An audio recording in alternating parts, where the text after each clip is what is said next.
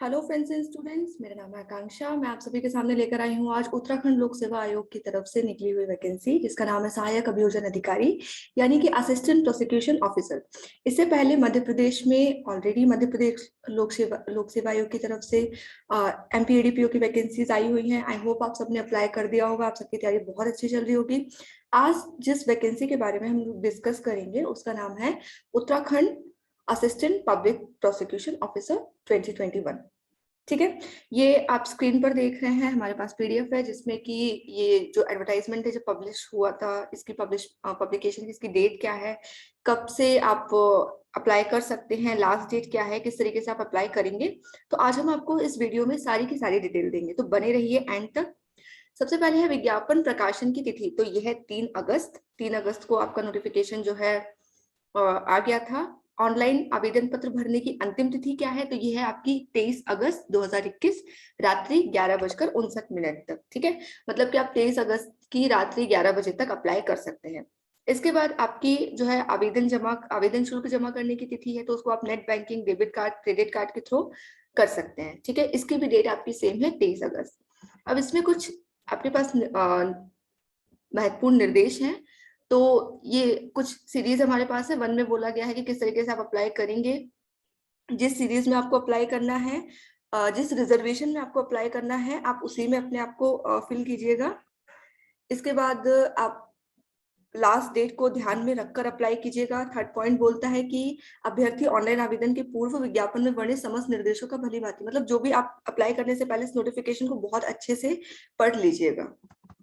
Question number 4, जैसे कि हम लोग लॉ स्टूडेंट्स हैं, तो हम लोगों से सबसे ज्यादा एक्सपेक्ट किया जाता है कि सबसे ज्यादा लॉ का ध्यान हम ही लोग रखेंगे, इसलिए हम लोग कोई भी फर्जी सर्टिफिकेट का यूज नहीं करेंगे, वरना हम लोग एग्जाम से डिबार हो सकते हैं। ठीक है, नंबर 5 है आयोग में ऑनलाइन आवेदन पत्र प्रस्तुत करने की अंतिम तिथि के पश्चात आवेदन पत्र में की गई प्रविष्टियों यथा पदनाम, अर्हता, मतलब कि जब आप इसको अप्लाई करेंगे ना, तो ये जो चीजें इसमें दी गई हैं, यदि कोई एरर आ जाता है तो लास्ट डेट के बाद आप बस उस एरर को ही ठीक कर सकते हैं, पर वो भी जो इसमें दिया गया है इनमें आप संशोधन नहीं कर सकते, बाकी चीजों को आप चेंज कर सकते हैं। ठीक है, यदि कोई एरर हो गया तो। नंबर 6 बात करता है प्रश्नगत परीक्षा हेतु मात्र ऑनलाइन आवेदन पत्र एवं नेट बैंकिंग के माध्यम से ही आवेदन शुल्क स्वीकार्य होगा, मतलब जो मैनर आपका प्रोवाइडेड है इसी मैनर में आपको अप्लाई करना है, कोई और मैनर में आपका एप्लीकेशन एडमिट नहीं किया जाएगा। ठीक है, नंबर 7 में आपको क्या दिया है, अभ्यर्थी प्रारंभिक परीक्षा के आयोजन हेतु, मतलब जो भी सेंटर आपकी लिस्ट है आप उनको चेक कर लीजिए, इस क्लॉज को आप लोग पूरा आराम से पढ़ लीजिएगा। इसके बाद हम देखते हैं वैकेंसी किस तरीके से निकली हुई है, किस कैटेगरी में कौन सी वैकेंसीज हैं। तो हमारे पास है क्लॉज 2 रिक्तियों का विवरण। ठीक है, तो इसमें हमारे पास टोटल 63 वैकेंसीज हैं, 63 वैकेंसीज हैं, जो कि इसमें दिया हुआ है, घट भी सकती हैं और बढ़ भी सकती हैं।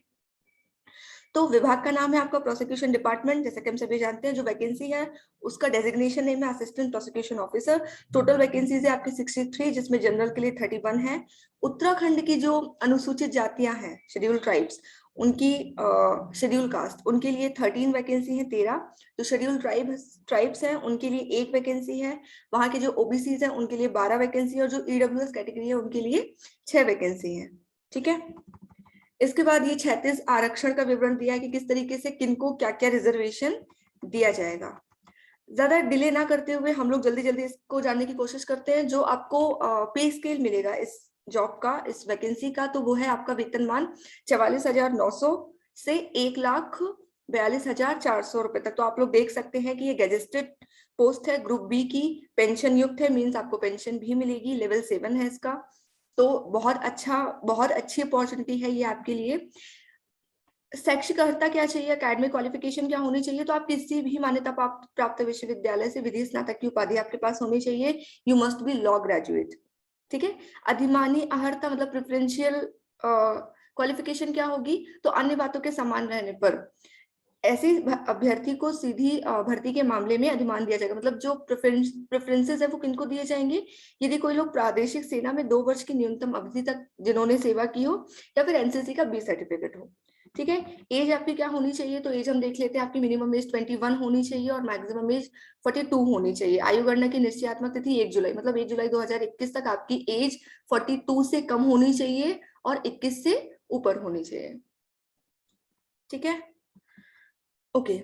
रिलैक्सेशन किन लोगों को मिलेगा? तो रिलैक्सेशन आपका आयु में छूट उन लोगों को मिलेगा विभिन्न श्रेणियों हेतु नियमावली एवं समय समय पर प्रवर्तित शासनादेशानुसार प्रदत्त उच्चतम आयु सीमा में छूट दी जाएगी। ठीक है, उच्चतम आयु सीमा में छूट देखने के लिए हम इसकी वेबसाइट को और थोड़ा डिस्कस कर लेंगे आगे चल के। ठीक है, ओके चलिए आगे देखते हैं। इसमें आपके लिए और क्वालिफिकेशन क्या चाहिए? You must be Indian citizen, आप भारत के नागरिक होने चाहिए। आप तिब्बत रिफ्यूजी भी हो सकते हैं, तिब्बती शरणार्थी हो सकते हैं जो भारत में स्थायी निवास के लिए अभिप्राय से 1962 के पूर्व भारत आया हो, है ना। जनरल ये है कि आपको लॉ ग्रेजुएट होना चाहिए। ठीक है, सबसे इंपॉर्टेंट। ओके आपका चरित्र ऑफ कोर्स अच्छे ही होना चाहिए। वैवाहिक परिस्थिति क्या है? तो सेवा में नियुक्ति के लिए ऐसे पुरुष अभ्यर्थी पात्र नहीं होगा जिसकी एक से अधिक पत्नियां होंगी। ठीक है, जल्दी इन सारी चीजों को छोड़ते हुए हम जल्दी से सिलेबस यहाँ पर डिस्कस कर लेते हैं। ये सारी चीजें आप देख लीजिएगा, इसमें जो है किस तरीके से आपको अप्लाई करना है, ये सारी इंफॉर्मेशन आपको मिलेंगी, है ना। आगे बढ़ते हुए हम लोग जल्दी से इसमें सब्जेक्ट डिस्कस कर लेते हैं, क्या क्या सब्जेक्ट आपके एग्जाम में आएंगे।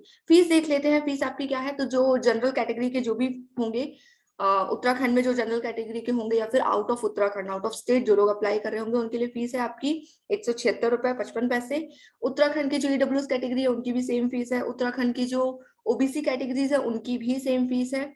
जो वहां की एससी और एसटी कैटेगरीज है उनकी 86 रुपए फीस है, और जो पूर्व सैनिक अभ्यर्थी है उनकी 176 रुपए फीस है। ठीक है, ओके चलिए हम लोग सब्जेक्ट डिस्कस करते हैं अभी। होगा क्या? हाँ, सब्जेक्ट डिस्कस करने से पहले हम लोग एक चीज और जान लेते हैं कि पेपर आपका कितने पैटर्न में होगा। तो यहाँ पर आपके दो पैटर्न होंगे। पहला आपका प्रीलिम्स एग्जाम होगा, उसके बाद आपका मेंस एग्जाम होगा, और उसके बाद आपका इंटरव्यू होगा। ठीक है, मतलब कि उत्तराखंड में आपको प्रोसिक्यूशन ऑफिसर बनने के लिए, यानी आपको उत्तराखंड का यदि सरकारी वकील बनना है, तो आपके लिए क्या चीजें चाहिए? ये आपके सेंटर्स हैं। ठीक है, ओके तो ये हमारे पास लिस्ट कि किस तरीके से एग्जाम आपका कंडक्ट करवाया जाएगा। तो वहां के जो एग्जाम होंगे उत्तराखंड के, तो वस्तुनिष्ठ यानी कि ऑप्शनल टेस्ट होगा। मेंस एग्जाम में आपका सब्जेक्टिव टेस्ट होगा, और व्यक्तित्व परीक्षण यानी कि पर्सनैलिटी टेस्ट होगा, मींस इंटरव्यू जिसको हम बोलते हैं। ठीक है, तो हमारे पास है परिशिष्ट 2, जिसमें हम देखेंगे कि किस तरीके से क्या क्या सब्जेक्ट एग्जाम में आएंगे और कितने पेपर एग्जाम में होंगे। तो बात करते हैं प्रारंभिक परीक्षा की, जो कि ऑब्जेक्टिव टेस्ट है। तो फर्स्ट 2 पेपर इसमें आपके कंडक्ट किए जाएंगे, दोनों आपके 1.5 घंटे के पेपर होंगे। फर्स्ट पेपर होगा आपका जनरल साइंस का, ठीक है, जो कि आपके 100 नंबर का होगा। 100 क्वेश्चन होंगे, 100 क्वेश्चन होंगे। परीक्षा का जो लेवल होगा वो बिल्कुल सामान्य होगा। दूसरा पेपर होगा आपका लॉ का, ठीक है, इसमें भी आपके 100 नंबर होंगे, 100 क्वेश्चन होंगे, 1.5 घंटे, टाइम दोनों में सेम है।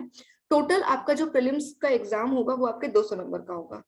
ठीक है, और जैसे कि हर एग्जाम में होता है ऑलमोस्ट कि प्रीलिम्स के मार्क्स मेंस में नहीं जोड़ते, prelims exam is only for screening test. ठीक है, let's come to the mains exam. अब मेंस परीक्षा आपकी किस तरीके की होगी? मुख्य परीक्षा, ये आपकी सब्जेक्टिव टेस्ट होगा। ठीक है, ये आपकी लिखित परीक्षा होगी, जिसमें सब्जेक्ट क्या क्या होंगे? जनरल साइंस और जनरल स्टडीज, जो कि आपकी 100 नंबर की होगी। 3 घंटे का पेपर होगा, 10 क्वेश्चन होंगे, परीक्षा का लेवल सिंपल होगा। जनरल हिंदी 100 नंबर का पेपर होगा, 3 घंटे का समय मिलेगा, 14 क्वेश्चन होंगे, और ये जो हिंदी का लेवल होगा ये होगा आपके हाई स्कूल लेवल का। और यहाँ पर एक आपकी एबिलिटी ये भी मांगी है कि कम से कम आपको इस पेपर में 35 नंबर चाहिए ही चाहिए, आपकी हिंदी अच्छी होनी चाहिए।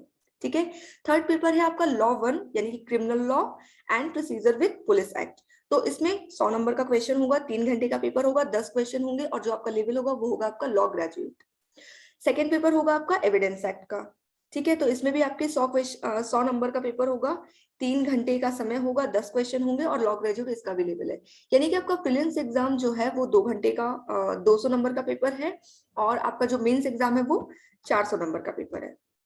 ठीक है, इसके बाद आपका जो आपका पर्सनैलिटी टेस्ट है वो मेंस की मेरिट के बेस पर बनाया जाएगा।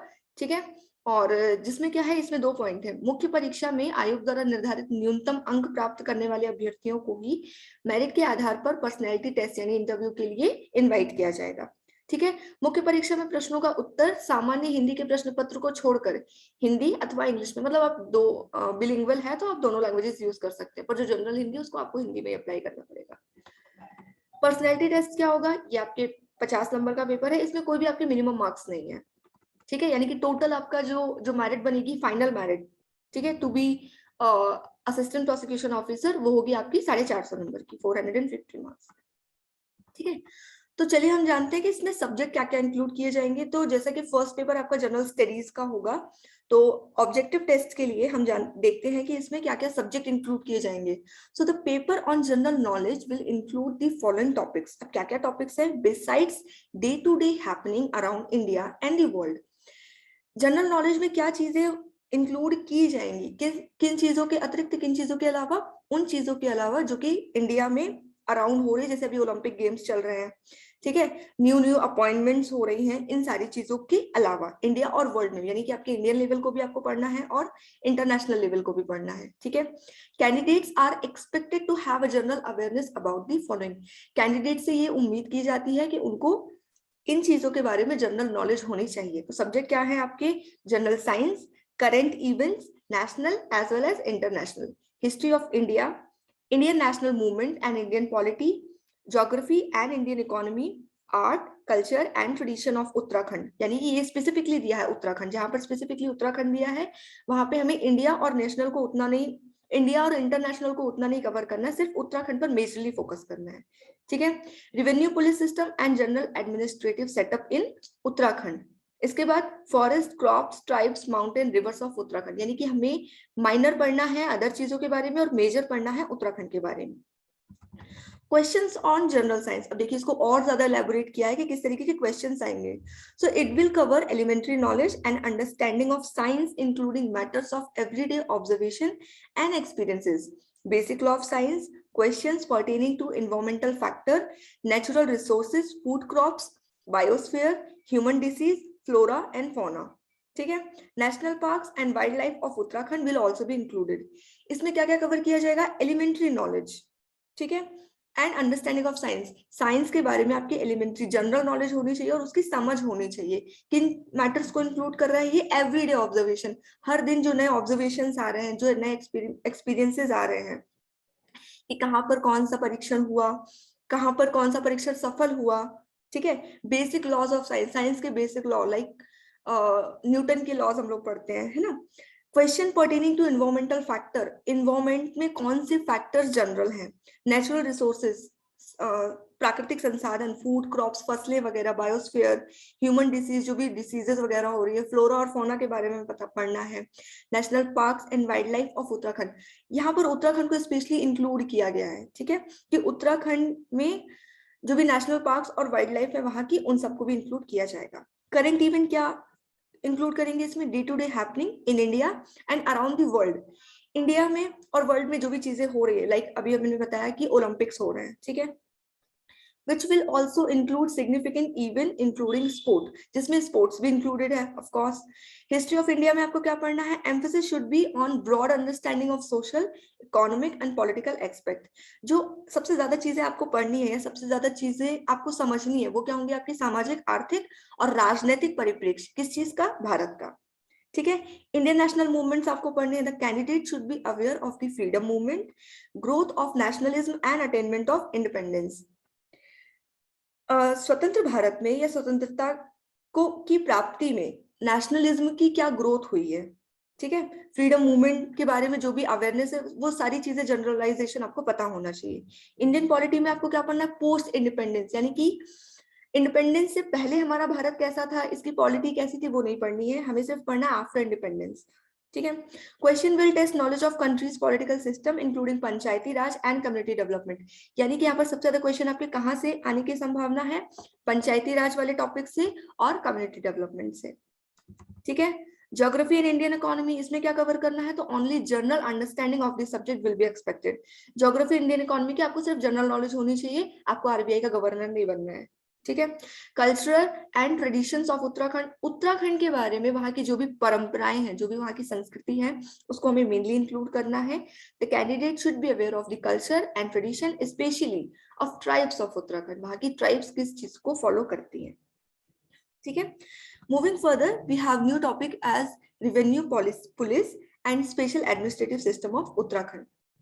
अब चूंकि हम उत्तराखंड में असिस्टेंट प्रोसिक्यूशन ऑफिसर बनने वाले हैं, तो वहां का पुलिस सिस्टम किस तरीके से काम करता है, तो हमें क्या जानना है? पावर एंड फंक्शंस ऑफ पटवारीज, कानून गोज एंड नायब तहसीलदार एक्सेट्रा एक्सेट्रा। ठीक है, किन लोगों के पावर्स और फंक्शंस के बारे में पता करना है, वहां के जो पटवारीज हैं, ठीक है, लेखपाल यूपी में जिनको हम बोलते हैं, कानून वो वहां के जो भी एआरआई होंगे, रेवेन्यू इंस्पेक्टर्स, ठीक है, और जो भी वहां के नायब तहसीलदार होंगे जो कि उत्तराखंड पीएससी से सिलेक्ट हुए होंगे, उन सब के बारे में हमें डिटेल्ड पढ़ना है कि उनकी क्या पावर्स है, उनकी क्या फंक्शन है। पंचायती राज सिस्टम पढ़ना है, वन पंचायती सिस्टम पढ़ना है। Candidate should be aware of type of forest, वहां के जंगल के प्रकार क्या है उनसे हमें अवेयर होना है। रोटेशन ऑफ क्रॉप्स, फसलों का चक्रीकरण क्या है। कल्चरल फेस्टिवल क्या है वहां के। प्रोमिनेंट होली प्लेसेस कौन कौन है वहां के, जैसे हरिद्वार एक एग्जाम्पल हम ले सकते हैं, ठीक है। ग्लेशियर एंड माउंटेन्स वहां के क्या क्या है। Natural resources and commodities, rivers and lakes as well as prominent personality of Uttarakhand, वहां की प्रोमिनेंट पर्सनैलिटीज क्या क्या है। Now we have a second paper of law. तो सेकंड पेपर क्या इंक्लूड कर रहा है, ये भी ऑफ कोर्स आपके 1.5 घंटे का ही होगा। तो total number of question 100 number का आपका पेपर होगा लॉ का भी, ठीक है। And what will it cover, so it will cover the following topic with the number of questions indicated as under. IPC 35 number की आएगी आपकी, इंडियन एविडेंस एक्ट 25 नंबर का आएगा आपका, code of criminal procedure 25 number का आएगा, और Uttarakhand police act भी आपका 15 नंबर का आएगा। अब यदि आप जीके जीएस से ना डरें तो this will gonna be a best opportunity for you all, ठीक है। अब आईपीसी क्या इंक्लूड करेगा, तो इसमें भी इन लोगों ने टॉपिक डाल दिया, and that is the best thing, ठीक है। As we are a law student, IPC हम सबका फेवरेट है ऑलमोस्ट। तो सबसे पहले हमें इसमें क्या क्या पढ़ना है, जनरल एक्सेप्शंस पढ़ने हैं, ज्वाइंट एंड कंस्ट्रक्टिव लाइबिलिटी पढ़नी है, अबेटमेंट पढ़ना है, क्रिमिनल कॉन्स्पिरेसी पढ़नी है, ऑफेंस अगेंस्ट पब्लिक ट्रैंक्विलिटी पढ़नी है, offence against human body, culpable homicide and murder including causing death by negligence, hurt and grievous hurt, मतलब वो वाला चैप्टर में पूरा पढ़ना, ऑफेंस अगेंस्ट बॉडी वाला, ठीक है। विमेन के अगेंस्ट जो भी सेक्सुअल ऑफेंसेस होते हैं उनको पूरा पढ़ना है हमें। ऑफेंस अगेंस्ट प्रॉपर्टी के अगेंस्ट जो भी ऑफेंस है 378, 379, 391, ये सारी चीजें हमें पढ़नी है, ठीक है। क्रिमिनल मिसअप्रोप्रिएशन 403, ये सारी चीजें हम लोग को पढ़नी है। अब इसके बाद क्या है आपका इंडियन एविडेंस एक्ट, तो इसमें भी लिमिटेड चैप्टर्स हैं जो हमें पढ़ने हैं, लाइक रिलेवेंसी ऑफ फैक्ट्स। अब इसमें definition, relevancy of facts, admission, confession, dying declaration. Second topic क्या है आपका, facts which need not to be prove, ठीक है। Oral and documentary evidence, exclusion of oral by documentary evidence, public documents and presumption as to documents. Third है production and effect of evidence, burden of proof, estoppel witness including their examination, ठीक है। Criminal procedure code में आपको क्या पढ़ना है, constitution है ना, power and jurisdiction of criminal codes, of course arrest 41 से स्टार्ट है जो कि power to compel appearances of person and production of things, maintenance of public order यानी कि 125 वाले प्रोसीजर हम लोगों को पढ़ने हैं, पब्लिक ट्रैंक्विलिटी, ठीक है, initiation and commencement of proceeding before magistrate, framing of charges, trial of cases, judgement, evidence in inquiries and trial, bail and bonds, reference, revision and appeal, ठीक है। अब ये तो हम सबका फेवरेट हो गया, इसमें नया क्या मिलेगा जो कि आउट ऑफ उत्तराखंड के होंगे, लाइक एमपी, यूपी, जो अदर स्टेट के लोग होंगे उनके लिए नया क्या हो गया, उत्तराखंड पुलिस एक्ट, ठीक है। तो इसमें आपको क्या पढ़ना है, powers, functions and duties of various police officer, ठीक है, क्योंकि असिस्टेंट प्रोसिक्यूशन ऑफिसर को मेनली पुलिस वालों से सबसे पहले डील करना है, ठीक है। सेकंड क्या है, duties of officer in charge of police station regarding reports made at police station में जो जब रिपोर्ट वगैरह, एफआईआर वगैरह होती है तो ऑफिसर इंचार्ज की ड्यूटीज क्या क्या है, investigation, arrest, bail and custody and execution of process, ठीक है। Power, functions and duties of public prosecutors and their subordinates, of course अब चूंकि हम प्रोसिक्यूटर बनने वाले हैं तो हमें अपनी पावर, फंक्शन और ड्यूटीज के बारे में भी पता होना चाहिए, ठीक है। सो ये तो हो गया आपका प्रीलिम्स के लिए। अब चलते हैं मेंस में हमें क्या क्या पढ़ना है। सो मेंस में आज वी हैव 4 पेपर्स, ठीक है। तो इसमें 4 पेपर में क्या क्या है आपका, सबसे पहले general knowledge, general science, natural resources, environment, current events, history of India and Indian national movement, geography, Indian polity, ठीक है। कंप्यूटर से भी कुछ क्वेश्चंस आएंगे, सच है साइबर क्राइम, क्योंकि आजकल बहुत ज्यादा हो रहा है। तो जल्दी से हम लोग देख लेते हैं कि मेंस में जो आपका फर्स्ट पेपर है which is general science, general knowledge, इसमें क्या क्या चीजें आएंगी। तो जनरल साइंस आपका प्रीलिम्स की तरह ही कवर करेगा, it will cover elementary knowledge and understanding of science including matter of everyday observation and experiences, basic law of science, conventional and non conventional energy sources, human disease, source and type of disease, communicable जैसे Covid, ठीक है, non communicable disease, prevention and control measure of born disease, पैदा होते ही साथ किस तरीके के disease हो सकते हैं, जैसे कि AIDS, TB, tuberculosis, jaundice and typhoid etcetera. ठीक है। नेचुरल रिसोर्सेज में हमें क्या पढ़ना है? Water, soil, minerals, flora, fauna, farming system in Uttarakhand, किस तरीके से वहां पर खेती होती है, other natural and energy resources of state. Environment, global warming, greenhouse effect, natural disaster, pollution, wildlife sanctuaries in Uttarakhand and different environmental movements in Uttarakhand. State जैसे कि चिपको, नदी बचाओ आंदोलन, ये स्पेशली वहीं से आए हैं। ठीक है, तो ये सारी चीजें हम लोग को कवर करनी है। करंट इवेंट में क्या पढ़ना है हमें? National and international including sports. National current affair plus international. अब नेशनल को हम लोग थोड़ा मेजर पढ़ेंगे, इंटरनेशनल को थोड़ा सा माइनर पढ़ेंगे। इसमें इंक्लूड क्या होगा? आपके स्पोर्ट्स। ठीक है। History of India, Indian national movement, तो इसमें आपको इंडस वैली सिविलाइजेशन पढ़नी है, वैदिक एज पढ़नी है, अशोक, हर्षवर्धन, दिल्ली सल्तनत, ये सारी चीजें पढ़नी है। Mughal period, entry of European powers, revolt of 1857, establishment of Indian National Congress, non-cooperation movement, civil disobedience movement of Quit India movement, Indian evidence role of Uttarakhand in freedom struggle. freedom struggle में स्वतंत्रता संघर्ष में उत्तराखंड की क्या भूमिका रही? Cultural history of Uttarakhand, वहां की सांस्कृतिक इतिहास क्या है, फेयर्स, मेले वगैरह किस तरीके के होते हैं वहां पर, फेस्टिवल, त्योहार, religious practices, holy places and shrines. ठीक है। ज्योग्राफी में क्या हमें पढ़ना है? Rotations and revolutions of the earth, पृथ्वी का रोटेशन और रिवॉल्यूशन किस तरीके से काम कर रहा है। ठीक है। माउंटेन्स एंड रिवर्स, नदियां और पर्वत वहां के क्या है, विंध्याचल पर्वत, such as we can take an example here. Climate and vegetation, zones of the world, relief and drainage system, climate, vegetation and irrigation system of India, Bharat का जो सिंचाई का तरीका है वो क्या है ना, इंक्लूडिंग मेजर इरिगेशन प्रोजेक्ट, इसमें हमें इरिगेशन प्रोजेक्ट को भी इंक्लूड करना है। इंडियन पॉलिटी, ये भी हमें कहाँ से पढ़ना है? जिस तरीके से प्रीलिम्स में पढ़ना है ना आफ्टर इंडिपेंडेंस, वैसे ही हमें पढ़ना है। अब जो हम लोग जनरल साइंस में जो चीजें पढ़ रहे थे उसमें हमें सारी चीजें पढ़नी है हिस्ट्री में, जबकि इंडियन पॉलिटी में हमें सिर्फ इंडिपेंडेंस के बाद की चीजें पढ़नी है। अब इसमें क्या क्या इंक्लूड है आपका? Integration of princely states. ठीक है। रिऑर्गेनाइजेशन ऑफ स्टेट, किस तरीके से स्टेट की ऑर्गेनाइजेशन स्टार्ट हुई, जैसे कि उत्तराखंड कहाँ से हटकर बना है? यूपी से। ठीक है।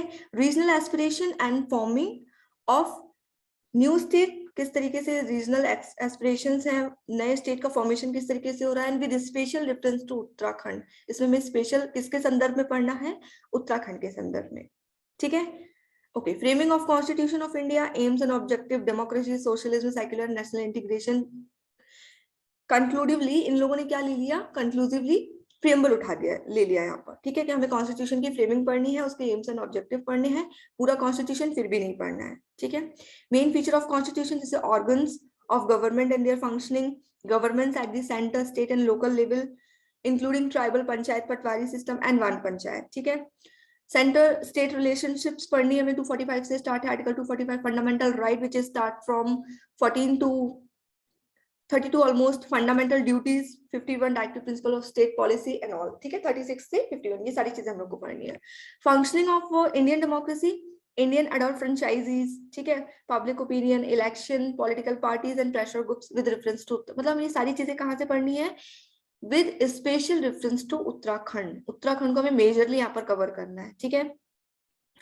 Indian economy, basic feature of Indian economy, population, agriculture, allied activities, industry, infrastructure, financial sector, labour and employment, economic planning and economic reforms since 1991, like world trade development of IT, Ayurveda, है ना, tourism and विपणन in Uttarakhand, new development scheme of the state, वहां की जो भी विकास के लिए नई नई स्कीम्स आई हैं।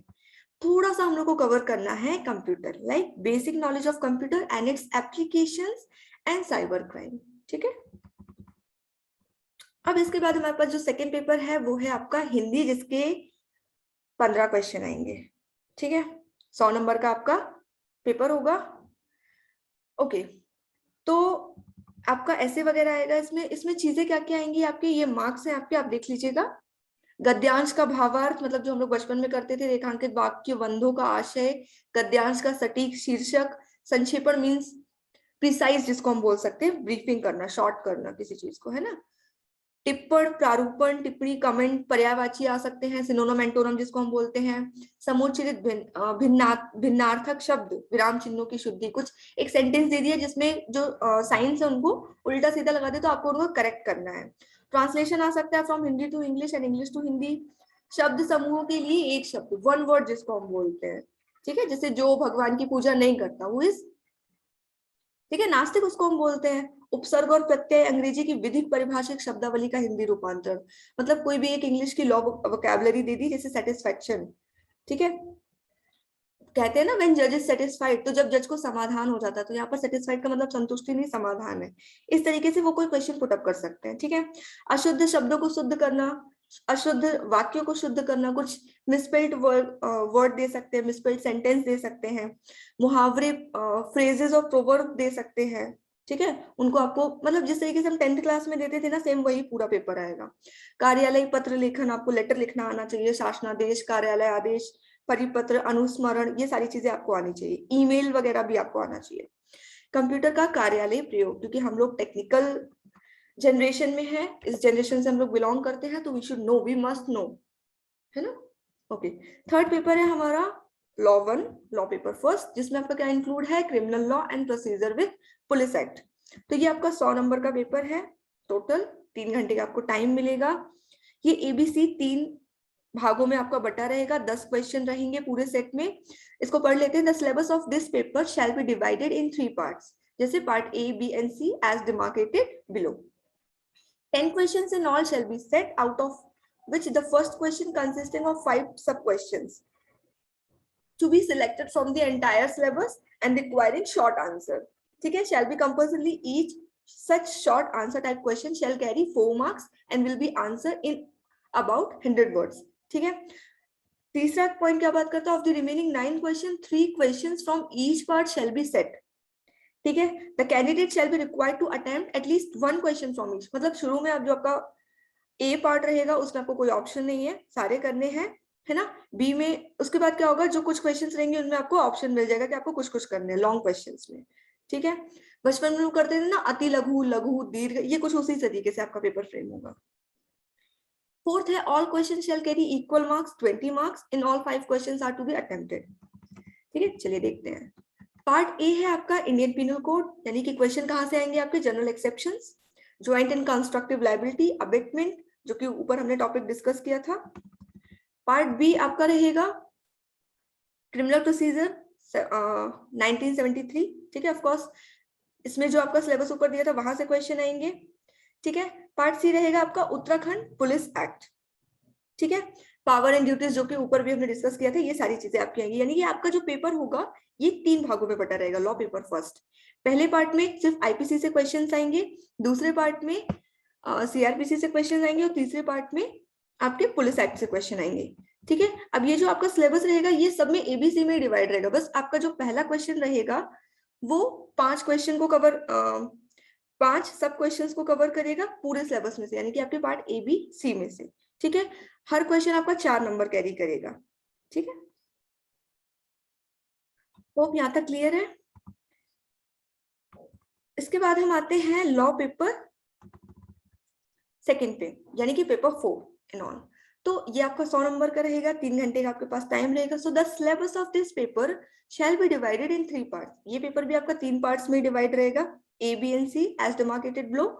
10 questions in all shall be set, simple है, out of which the first question consisting of 5 sub question, जैसे तीन क्वेश्चन टोटल रहेंगे। पहले क्वेश्चन के अंदर 5 आपके सब क्वेश्चन रहेंगे, ठीक है।